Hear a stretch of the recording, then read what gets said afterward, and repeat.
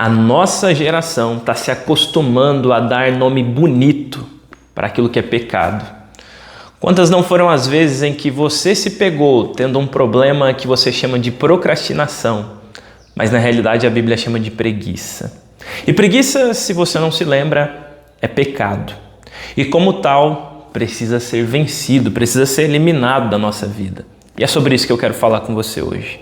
Veja o que diz a palavra de Deus no capítulo 6 de Provérbios, versículo 9 em diante. Diz assim, olha: preguiçoso, até quando ficarás deitado?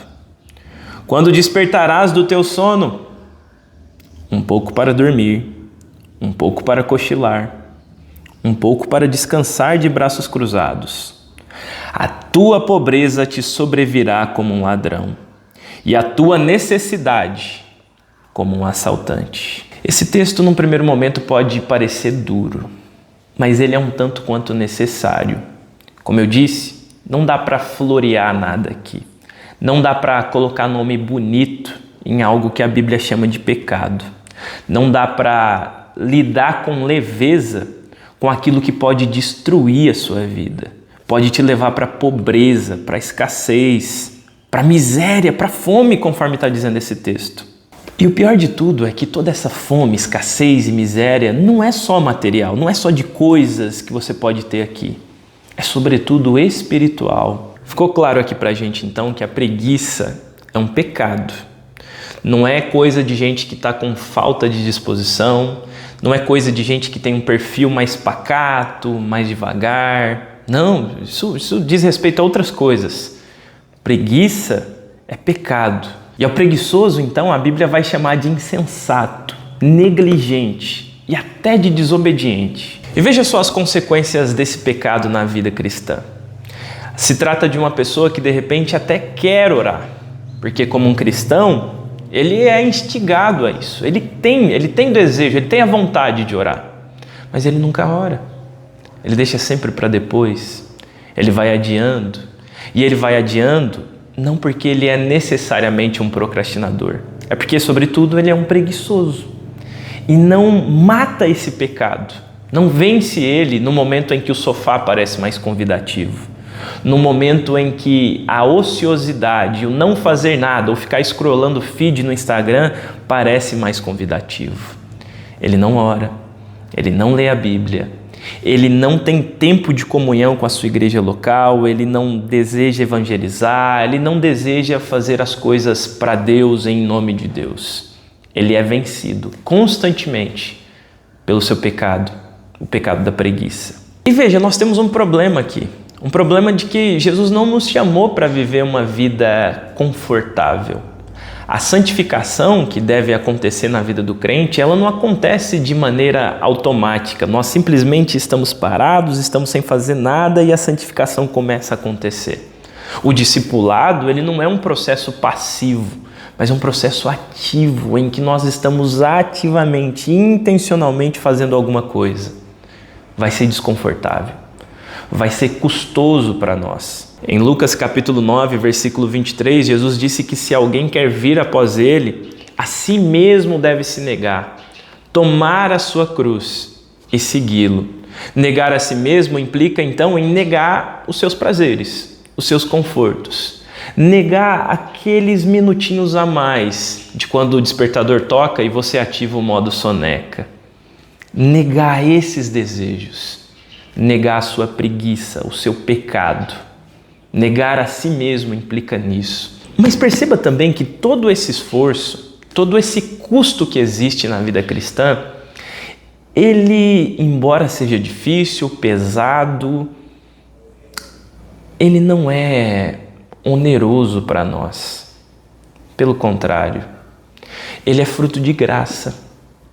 Porque nós não fazemos essas coisas para um dia sermos salvos. Nós não negamos a nós mesmos para merecermos alguma coisa da parte de Deus, para recebermos uma bênção, isso e aquilo outro, como dizem os falsos pregadores da prosperidade. Não. Nós fazemos tudo isso porque nós já fomos alcançados, já fomos salvos, já recebemos o melhor de todos os presentes. Então isso é fruto de graça, é fruto de um coração que sabe o que é que foi feito aqui dentro, que sabe o que é que Deus operou aqui dentro. Tendo isso em mente, então, nós temos plena certeza de que nós podemos vencer a preguiça. Sabe por quê? Porque se você é um salvo, se você é um cristão, o Espírito Santo habita dentro de você. E se o Espírito Santo habita dentro de você, ele te capacita a vencer qualquer tipo de pecado, a vencer todos aqueles que de repente você coloca nome bonito ou não, todos aqueles que você floreia ou não, ele te capacita a vencer a inércia, a se levantar da sua cama, a de uma vez por todas ir em direção a Deus e buscá-lo com alegria. O Espírito Santo te capacita para tudo isso. Bom, mas se você deseja vencer a preguiça, é necessário que você entenda também quais são as causas comuns desse pecado na sua vida. Porque sabendo das causas, você vai poder ir lá e combater na raiz, vai chegar na raiz do problema. Perceba, quando, por exemplo, nós estamos com febre, a febre ela não é em si um mal, ela está apontando para algo de errado que está no nosso corpo. Então, se você toma uma medicação para a febre vai abaixar em algum momento, mas se você não foi na raiz do problema, em algum momento ela vai mudar, ela vai voltar, aliás. É por isso que você não vence a preguiça ou a procrastinação, como alguns gostam de chamar, substituindo ela por outros hábitos, colocando outras coisas na sua rotina. Não, você precisa ir lá na raiz do problema e acabar com ele, cortar pela raiz, cortar esse mal pela raiz. Porque senão daqui a pouquinho esse novo hábito vai se tornar comum e a preguiça vem à tona de novo. Então preste bastante atenção nas coisas que eu vou dizer aqui. A primeira causa que normalmente nos leva a ficar preguiçosos é a falta de propósito. E com falta de propósito eu quero dizer aqui que você não sabe o porquê e nem para que você faz o que faz. Veja, você como um salvo, você foi chamado para honrar a Deus com toda a sua vida. Nas suas ações, nas suas falas, nos seus pensamentos. Em tudo você é chamado a glorificar o nome do Senhor, a honrá-lo com a sua vida. E nesse sentido você cresce em santidade e você serve as pessoas ao seu redor. Mas quando você não entende que você nasceu para isso, que o seu propósito aqui é honrar e glorificar a Deus em todas as suas ações, é se santificar e servir as pessoas ao seu redor, você acaba ficando preguiçoso no processo. Você não sabe para que é que você está aqui, por que é que você está aqui, você vai ficar preguiçoso. Mas em segundo lugar, é necessário que a gente pense também que nós estamos com estímulos excessivos ao nosso redor.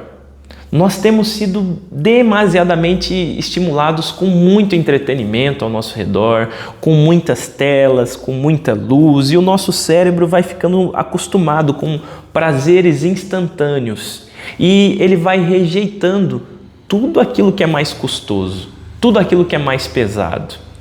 Então, tire esses estímulos de perto de você, apague as luzes, desligue as telas, desligue o celular e vença a preguiça dessa forma. Esse monte de estimulante vai te deixando ocioso, vai te deixando vagaroso na vida cristã. E a terceira causa, eu diria que é o isolamento. Um crente isolado, que pensa que dá para viver a vida cristã sozinho, ele se torna uma presa fácil para a preguiça e para o próprio diabo. Pense, as Escrituras Sagradas diz para a gente que Satanás ruge como um leão, procurando a quem ele possa tragar. Ele anda como um leão, né? Procurando quem ele possa tragar. E um leão, normalmente, ele não ataca um bando inteiro, ele não ataca o mais forte do bando. Ele ataca o mais distraído, ele ataca o mais preguiçoso, aquele que está andando devagar. Ele vê o momento de fraqueza da sua presa e ataca. Se você está vivendo isolado, longe da comunidade, certamente você está enfraquecido, porque você não foi chamado para viver sozinho. O cristianismo, a fé cristã é para ser vivida em comunidade. Se você está sozinho, você está fraco. Se você está fraco, certamente você está preguiçoso também. E a quarta razão, que talvez seja a principal, é a sua inconsistência. Quantas não foram as vezes que você começou a orar e não terminou?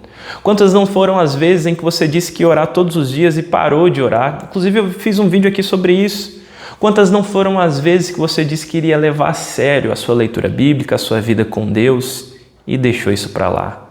A sua inconsistência, a sua inconstância e instabilidade te impede de vencer a preguiça. Bom, mas como vencer tudo isso? Como vencer essas coisas que se alojam ali na raiz desse problema que nós chamamos aqui de preguiça e como definitivamente se aproximar mais de Deus? Primeira coisa que eu queria te dizer então, não ore para que você tenha vontade, ore para que você tenha cada vez mais força. Ore pedindo a Deus que te fortaleça cada vez mais, porque a vontade, ela vai vir e vai passar. Aliás, eu comecei esse vídeo dizendo que muitas vezes você tem vontade de orar, você tem vontade de ler a sua Bíblia, você só não consegue, porque a preguiça vence a sua vontade.